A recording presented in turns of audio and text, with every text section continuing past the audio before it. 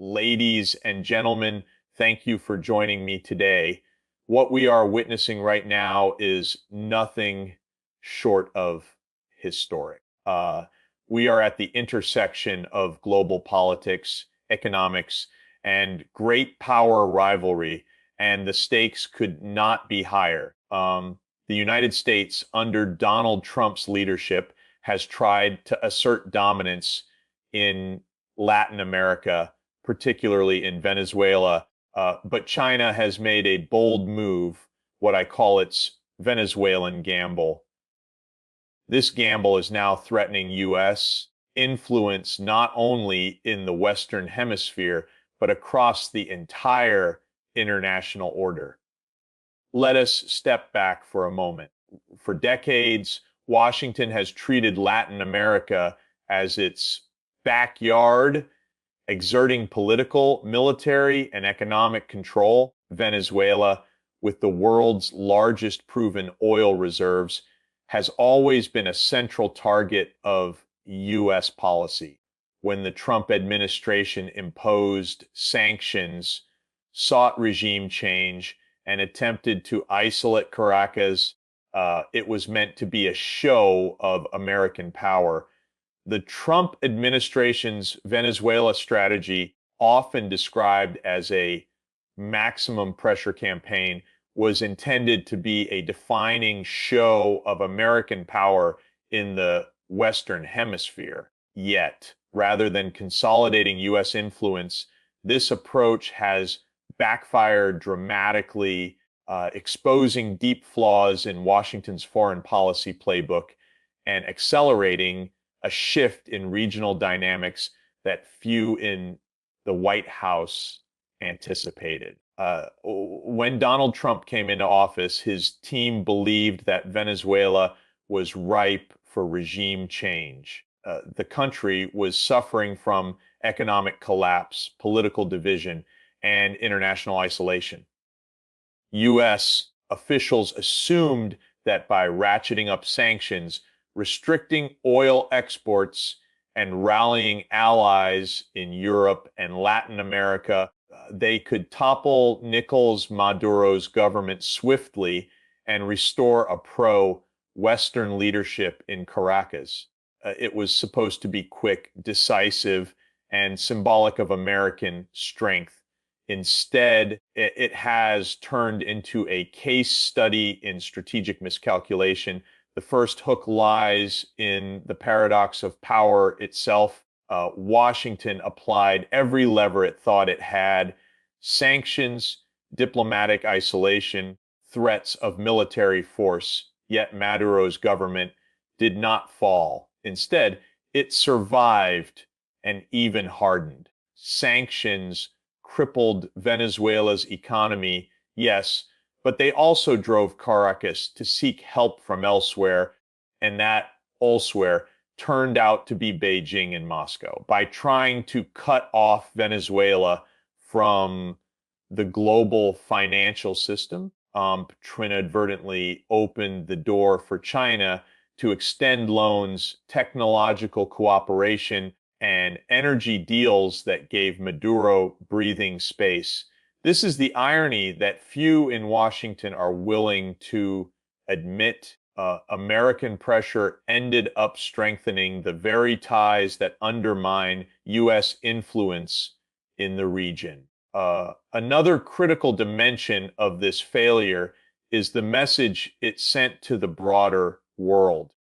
If maximum pressure could not break Venezuela, a mid-sized country in America's so-called backyard, what credibility does Washington have when it threatens stronger nations?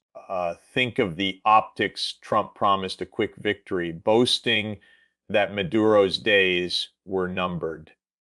Instead, years later, Maduro remains in power. Venezuela has diversified its international partnerships, and the U.S. looks weaker for having failed. That symbolic defeat resonates globally, especially in capitals that have long resented America's heavy hand.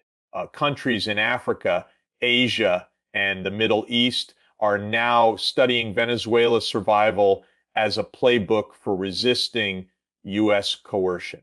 Consider the historical backdrop. For over a century, the Monroe Doctrine framed Latin America as a sphere of U.S. influence where no rival power would be tolerated.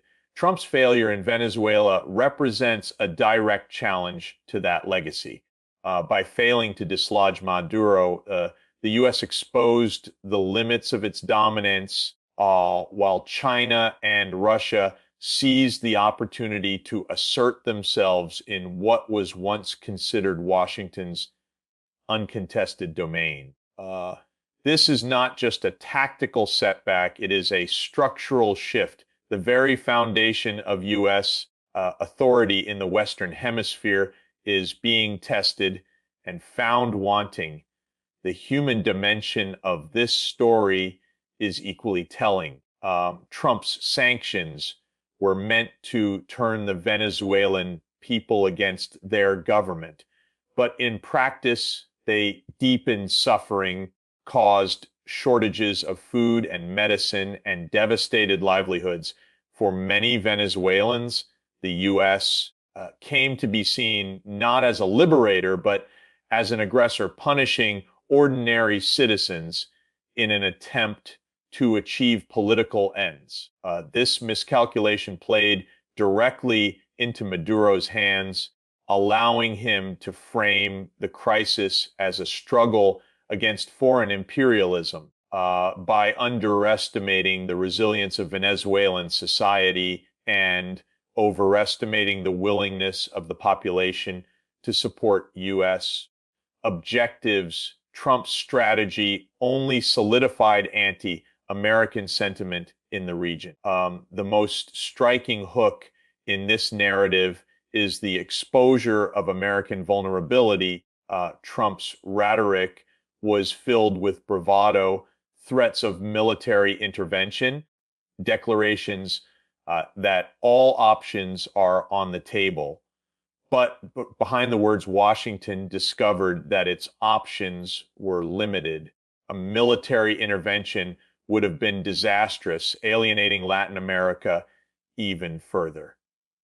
Diplomacy lacked credibility since most countries saw U.S. actions as self-serving, and sanctions, rather than breaking the regime, became an open invitation for China to deepen its influence. In short, Trump revealed the gap between America's perceived power and its actual ability to shape outcomes on the ground. This is why the Venezuela case matters so profoundly. It is not just about one country or one administration. It is a mirror held up to the United States, showing a superpower struggling to achieve its goals, trapped by outdated strategies and blindsided by the rise of new rivals. Trump wanted Venezuela to be the stage on which he showcased American dominance. Instead, it became the stage on which U.S. Decline was laid bare. And that, ladies and gentlemen, is why the failure of this strategy continues to reverberate far beyond Caracas. China's role in Venezuela is not an accident of circumstance. It is a carefully calculated gamble, one that has the potential to reshape the balance of power in Latin America and far beyond. At a time when the Trump administration sought to strangle Venezuela's economy and isolate its leadership, Beijing moved in with a different strategy, offering lifelines where Washington offered blockades. This was not charity or goodwill. It was a long-term investment in influence, resources, and geopolitics. China saw what many in Washington failed to see, that Venezuela, with the world's largest proven oil reserves and a desperate need for external support, was an opportunity too valuable to ignore. And so While Trump tightened the screws, China quietly wove itself into Venezuela's economic fabric. The core of this gamble is oil, the black gold that has defined Venezuela's destiny for decades. China's leaders understood that securing reliable access to energy was critical for their country's long-term development. By offering loans to Caracas, often repaid in barrels of crude rather than dollars, Beijing guaranteed itself steady energy supplies while insulating Venezuela from U.S. financial pressure. This oil for loans strategy has allowed China to bypass the dollar-based system dominated by the United States, creating a parallel network of trade and finance that reduces dependence on Washington. That is the first hook in this story. While America tries to weaponize its financial dominance, China is quietly building an alternative system that others can rely on. Yet oil is only part of the picture. China's involvement in Venezuela goes far deeper than energy. It is about technology, infrastructure, and long-term influence. Chinese firms have built housing projects, telecommunications networks, and even surveillance systems in Venezuela. These are not one-off projects. They are threads in a web of dependence that ties Venezuela more closely to Beijing's orbit. When your mobile networks, your bridges, and even your surveillance technology are built and financed by China, your sovereignty begins to tilt in China's direction. This is what makes Beijing's gamble so powerful. It is not simply transactional, it is transformational. From Beijing's perspective, Venezuela is also a strategic prize. For over a century, the Western Hemisphere has been considered America's exclusive sphere of influence. By establishing a stronghold in Venezuela, China sends a clear message: the age of uncontested U.S. dominance in Latin America is over. This is the second hook, symbolism.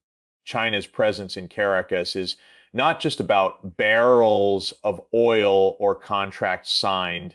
It is about showing the world that Washington cannot enforce its old Monroe Doctrine.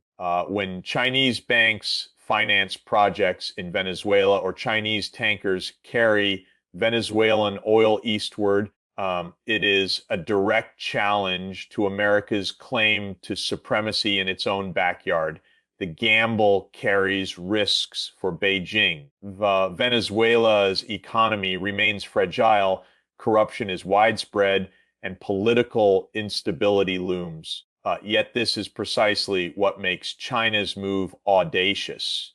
Where Western investors see chaos, Beijing sees opportunity. The Chinese leadership is betting that by stepping in when Venezuela has few friends left, it can secure loyalty and influence at a discount. This is a strategy China has applied across the global South: offer loans and infrastructure in exchange for resources and political alignment.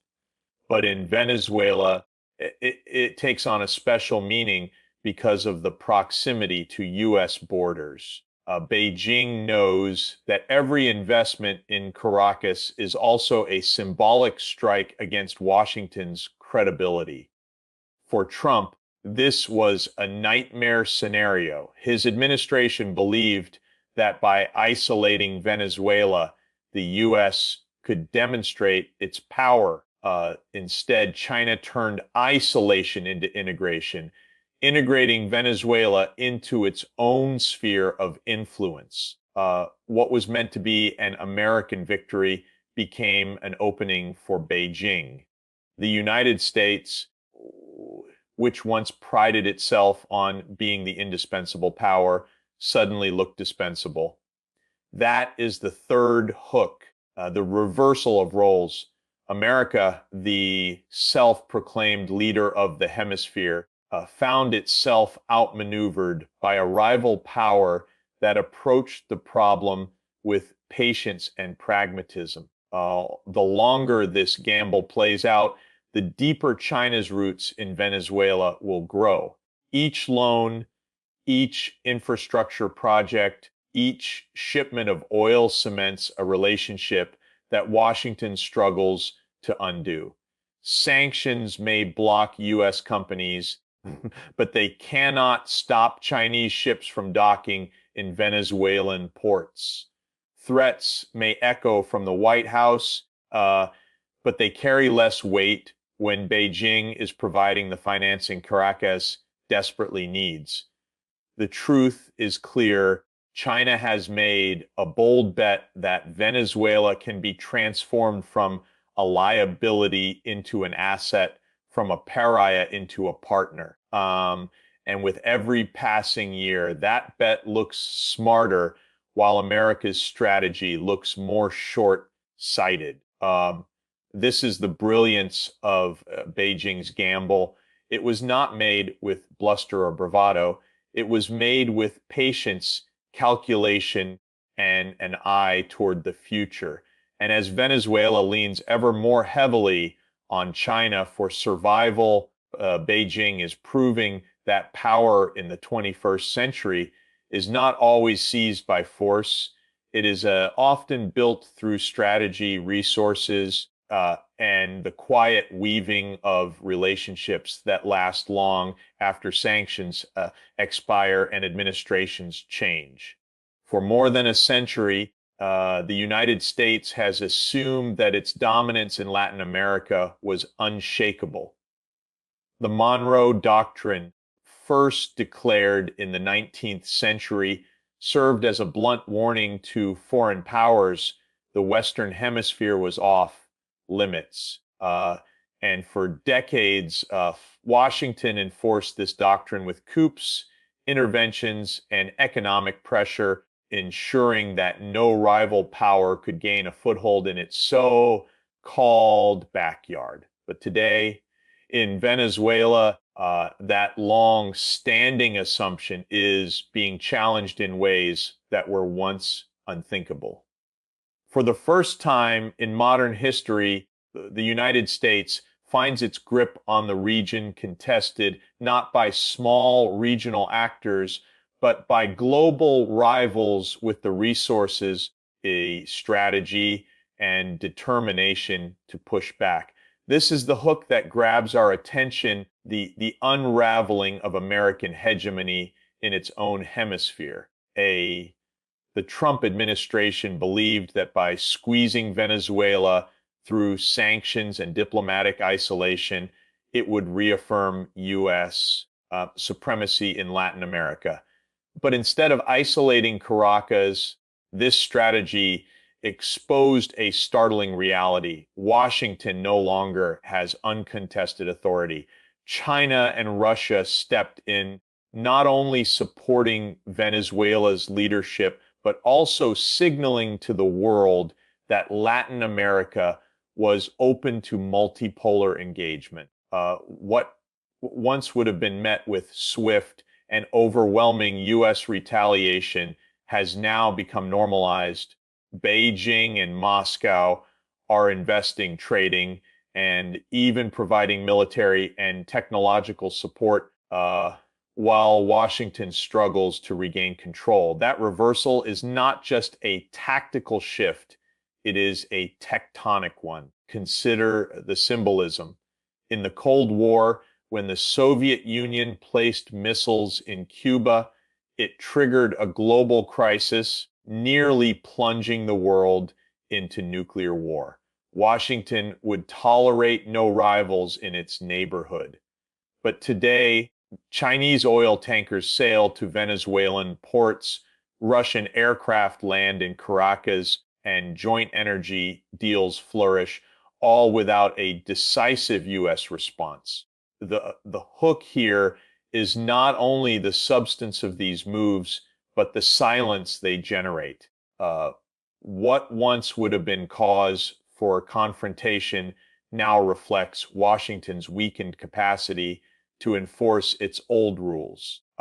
It is not that America does not notice, it is that America can no longer dictate outcomes as it once did. This shift matters far beyond Venezuela.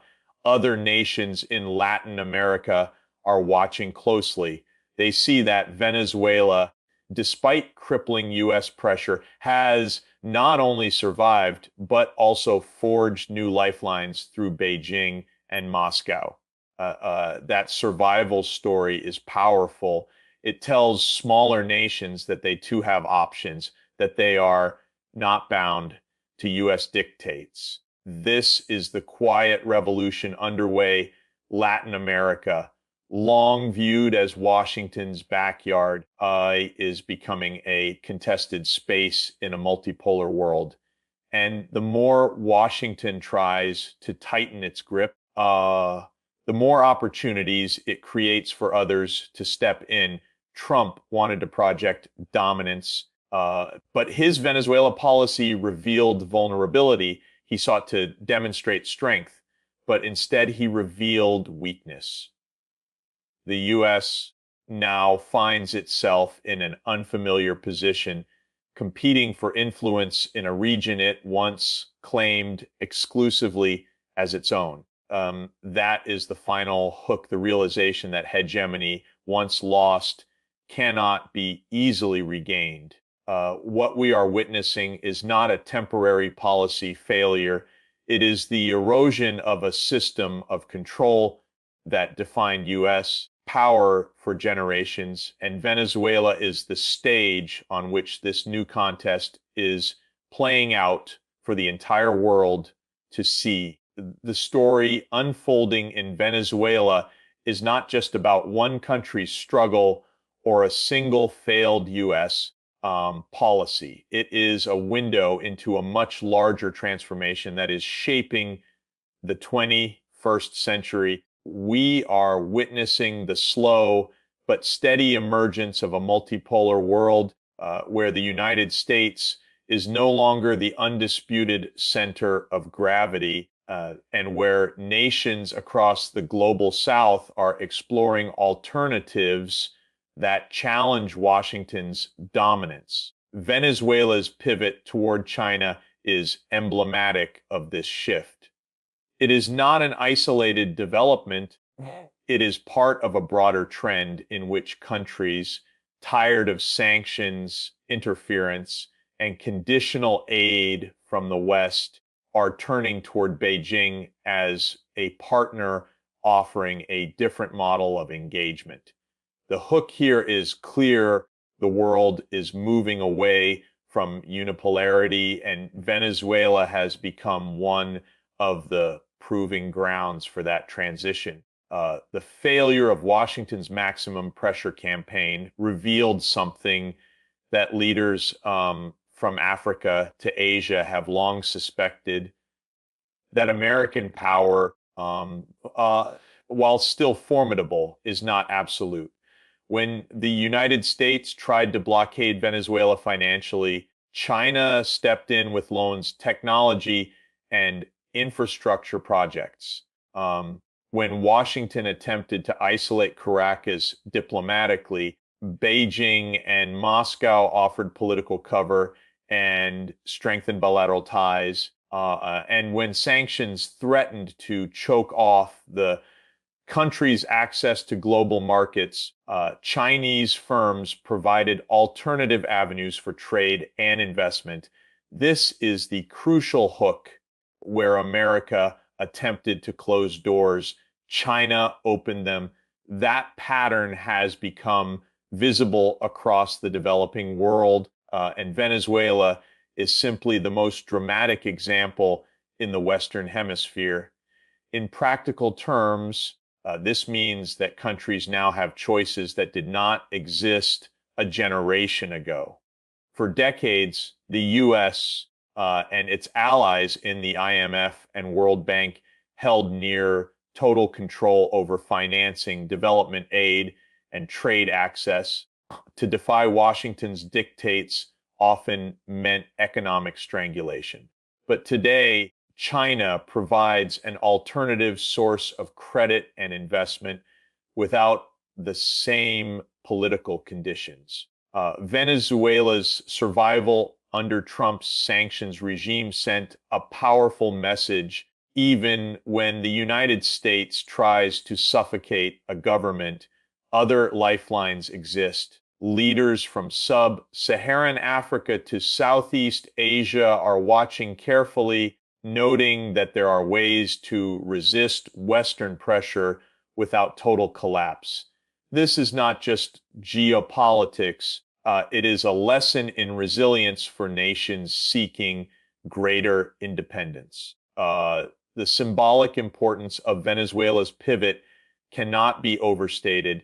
For over a century, the Western Hemisphere was considered America's uncontested zone of influence. Yet, when Venezuela turned to China and Russia, Washington could not reverse the tide. This demonstrated that multipolarity is not an abstract idea discussed in academic circles. It is already here, manifesting in trade deals, infrastructure projects, and political alliances that cut across old lines of power. The hook is sharp. America's attempts to tighten control in its own neighborhood ended up accelerating the very multipolar order it fears most. For Trump personally, the consequences were damaging. His administration sold itself as a bastion of toughness and strategic clarity, yet Venezuela exposed the limits of both. The spectacle of a mid-sized Latin American country resisting U.S. pressure and openly embracing Chinese support weakened the image of American invincibility. And the more that Washington tried to rally others to its cause, the more obvious it became that the world was no longer aligned along simple US-led lines. In fact, many countries openly refused to follow Trump's lead, wary of being drawn into a failed strategy. That refusal is part of the deeper story. Multipolarity means not only that rivals like China rise, but also that middle powers and smaller nations assert their independence in ways that complicate U.S. plans. Venezuela's defiance, bolstered by Beijing's gamble, is therefore a harbinger of the future. It shows that even in the very heart of America's historical sphere of influence, the unipolar order is breaking down. It is not only about Venezuela's oil or China's loans, it is about the larger recognition that the United States can no longer dictate outcomes unchallenged. The hook that lingers is this: what began as a local power struggle in Caracas has become a symbol of a new global order, where multipolarity is no longer a theory, but a reality, and where U.S. dominance is giving way to competition, choice, and change. The contrast between Washington's approach to Venezuela and Beijing's could not be more striking, and it is in this contrast that the deeper meaning of global politics is revealed. The United States under Trump relied on sanctions, threats, and isolation, tools designed to break down Venezuela's economy and force political change through pressure. China, on the other hand, extended trade, investment, and technology. These two strategies sent very different messages, not only to Caracas, but to the entire world.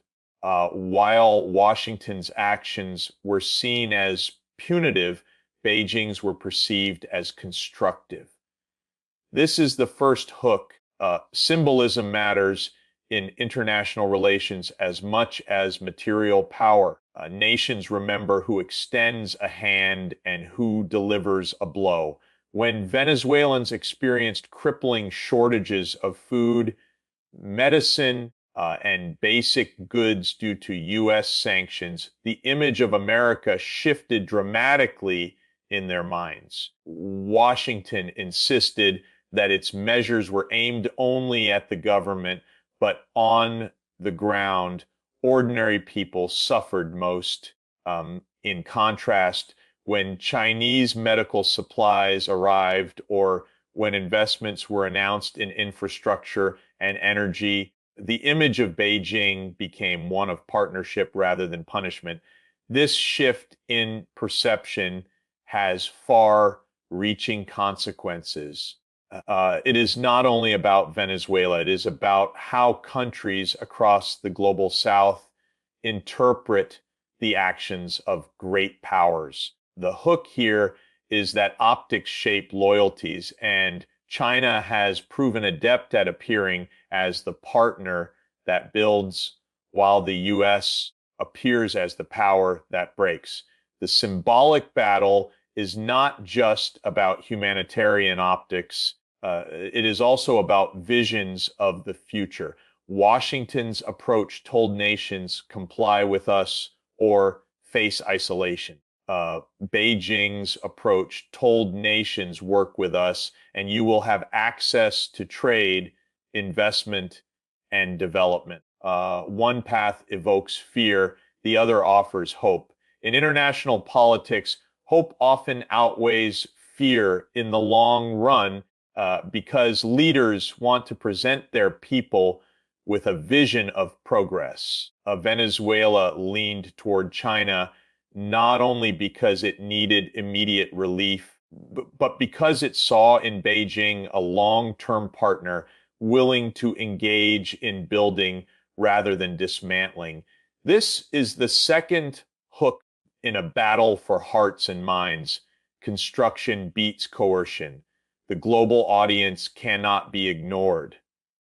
Leaders from Africa, Asia, and the Middle East watched closely as Venezuela resisted U.S. sanctions with the help of China. They saw a template for survival, a model of resilience against Western pressure.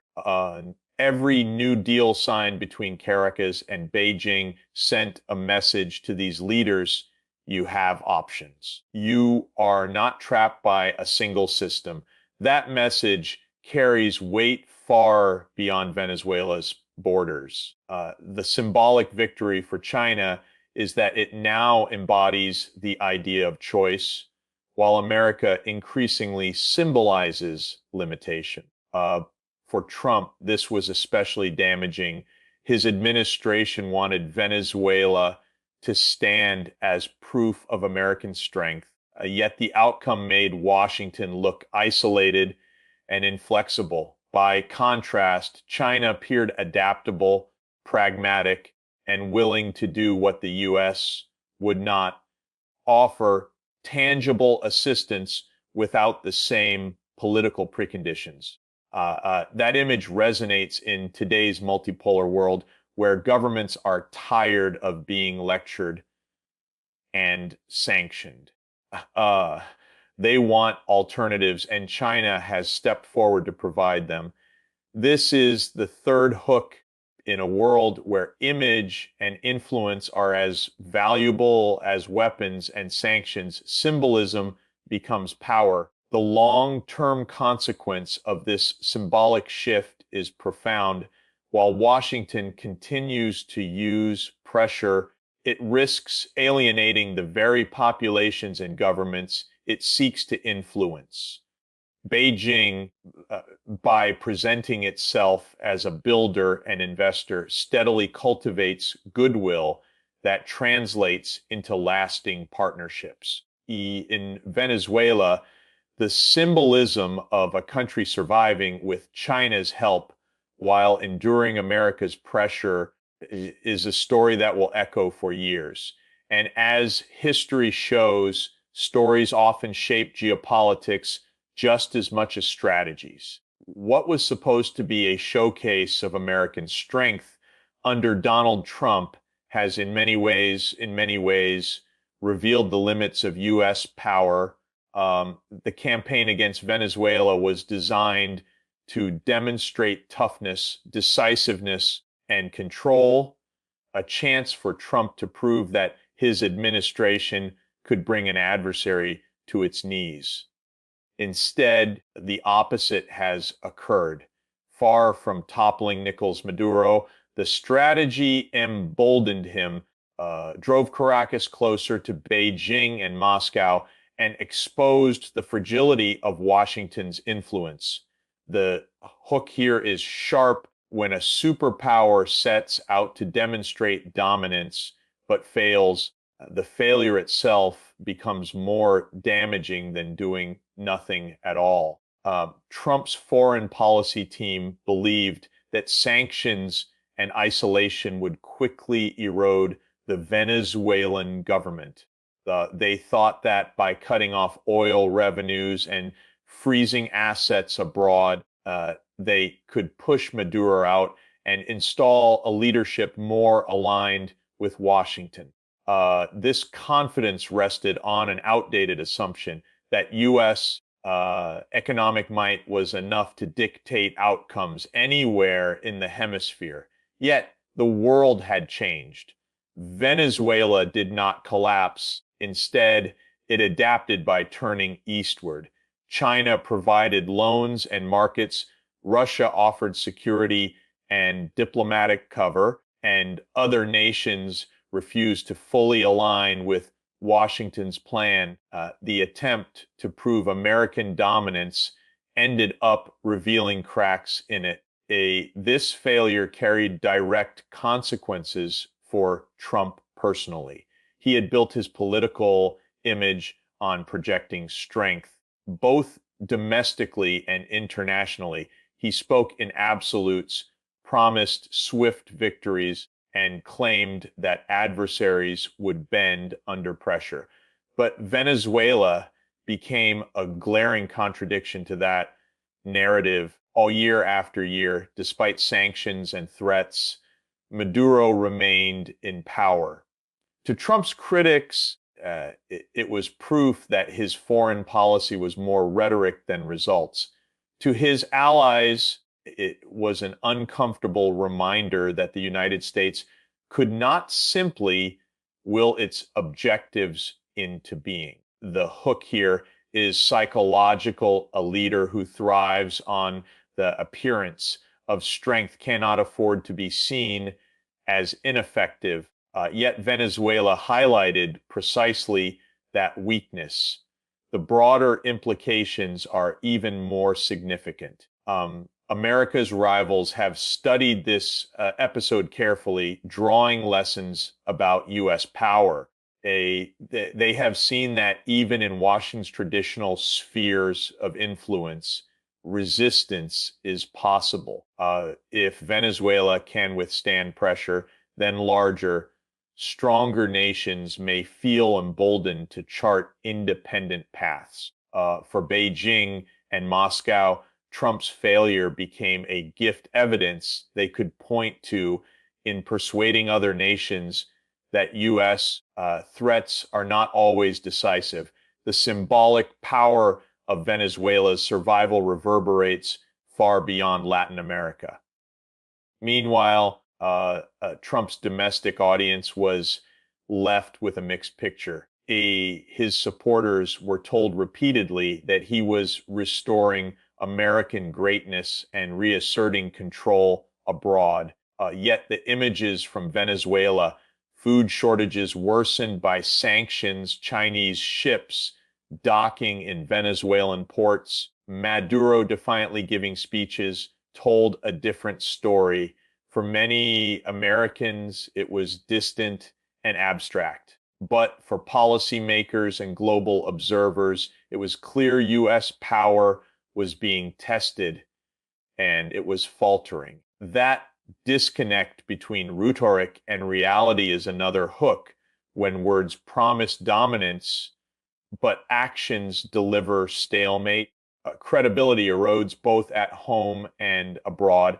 This is why Trump's strategy in Venezuela represents more than a regional setback. It is a case study in the dangers of overreach. The attempt to impose outcomes through pressure alone underestimated both the resilience of the targeted state and the willingness of rivals to step in.